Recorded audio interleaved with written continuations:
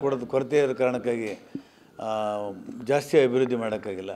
ನಾವು ನಟರಾಜ್ ಹುಳಿಯಾರು ಮತ್ತು ಬಂಜಿಗೆರೆ ಜಯಪ್ರಕಾಶ್ ಎಲ್ಲ ಭೇಟಿ ಮಾತಾಡಿದ್ದೀವಿ. ಈಗ ನಾವೊಂದು ಮುಖ್ಯಮಂತ್ರಿಗಳ ಹತ್ರ ಒಂದು ನಿಯೋಗ ಕರ್ಕೊಂಡು ಹೋಗಿ ಈ ಹಣಕಾಸಿನ ಸಮಸ್ಯೆಯನ್ನು ಏನಾದರೂ ಸಹಾಯ ಕೊಡಿಸ್ಬೇಕು ಅಂತೇಳಿ ಪ್ರಯತ್ನ ಮಾಡ್ತೀವಿ.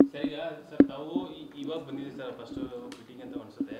ಹಿಂದೆ ಸಿಎಂ ಅವರು ಬಂದರು, ಉಸ್ತುವಾರಿ ಸಚಿವರು ಬಂದಾಗ ತಿಂಗಳಿಗೊಮ್ಮೆ ಬರ್ತಾನೆ ಹೋಗ್ತಾರೆ.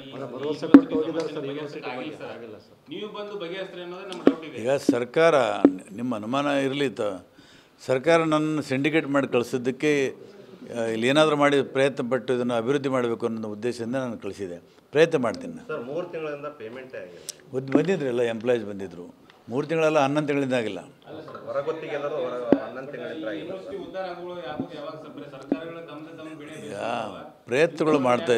ಪ್ರಯತ್ನಗಳು ಮಾಡ್ತೀವಿ.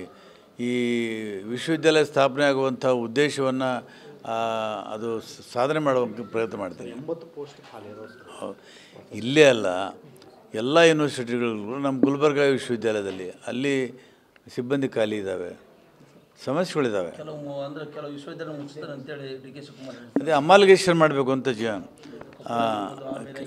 ಈಗ ನಾವು ಜಿಲ್ಲೆಗೆ ಒಂದೊಂದು ಯೂನಿವರ್ಸಿಟಿಗಳನ್ನು ಮಾಡಿದ್ದೀವಿ. ಅದು ಯಾವ ಅರ್ಥದಲ್ಲಿ ಯಾಕೆ ಮಾಡಿದ್ರೂ ಗೊತ್ತಿಲ್ಲ. ಈಗ ಮೊನ್ನೆ ಮತ್ತೊಂದು ಹೊಸ ಚಿಂತನೆ ಶುರುವಾಗಿದೆ. ಸುಧಾಕರ್ ಅವರು ಶಿಕ್ಷಣ ಮಂತ್ರಿಗಳು ಹೇಳಿದ್ದಾರೆ, ಕೆಲವು ಯೂನಿವರ್ಸಿಟಿಗಳನ್ನು ಅಮಾಲ್ಗೇಷನ್ ಮಾಡ್ತೀವಿ, ಕೂಡಿಸ್ತೀವಿ ಅಂತ, ಮರ್ಜಿ ಮಾಡ್ತೀವಿ ಅಂತ. ನೋಡೋಣ ಯಾವ ಚಿಂತನೆ. ಉಸ್ತುವಾರಿ ಸಚಿವರಾಗಿದ್ದರೂ ಕೂಡ ಈ ಕ್ಷೇತ್ರದ ಅಭಿವೃದ್ಧಿ ಅಥವಾ ಯೂನಿವರ್ಸಿಟಿ ಅಭಿವೃದ್ಧಿಗೆ ಚಕಾರ ಎತ್ತಾ ಇಲ್ಲ ಅನ್ನೋದು ಅವ್ರ ಬಗ್ಗೆ ನಾನು ಕಮೆಂಟ್ ಮಾಡಲ್ಲ. ಅಲ್ಲ ಸರ್, ಅಲ್ಲಿ